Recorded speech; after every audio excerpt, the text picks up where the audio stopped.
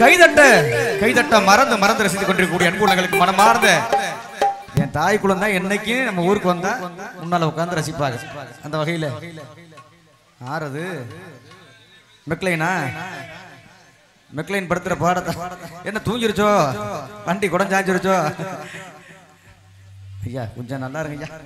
அவங்க அப்பப்ப ஏந்திரிக்கிறாங்க, ஏந்திரிச்சு இங்க பாருங்க, அவ்வளவுதான். அப்புறம் மறுபடியும் படுத்துறாரு. அவங்க சிக்னல் மட்டும் கொடுப்பாங்க, வண்டி வருது, ட்ரெயின் வருது, கொஞ்ச நேரம் ஆஃப் ஆயிருங்க. அந்த மாதிரி தலைவா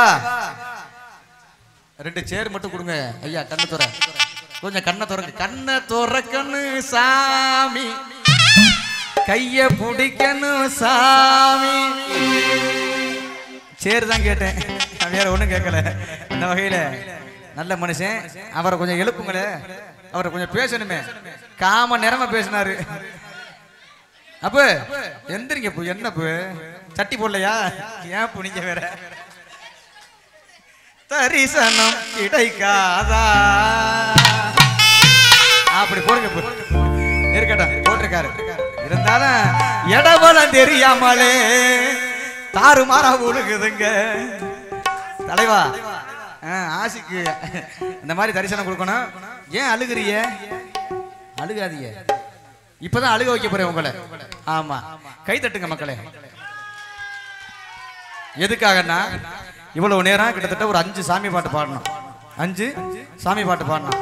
எத்தனை பாடல்களை பாடியிருந்தாலும், எத்தனை தெய்வங்களை வணங்கியிருந்தாலும் நம்மளை பெற்றெடுத்த தாய்க்கு நிகராகாது என்று சொல்லிக்கொண்டு என் தலைவா 6 வருஷம் நல்லா இருக்கணும், 600 வருஷம் நல்லா இருக்கணும்னு சொல்ல வந்தேன். சாரி. அந்த வகையில அதனால நம்மளை பெற்றெடுத்த தாயினுடைய சிறப்பை சொல்லக்கூடிய வண்ணமாக அன்புள்ளங்களே, இந்த பக்தி பாடல் வரிசையிலே நம்மளை பெற்றெடுத்த தாயினுடைய சிறப்பை சொல்லி நீங்களும் நாங்களும் ஆவலோடு வெகு ஆவலாக எதிர்பார்த்து காத்துக் கொண்டிருக்கக்கூடிய உங்க அத்தமக ஐயா, உங்க வயசுக்கு உங்க அத்தமக இருப்பாங்க.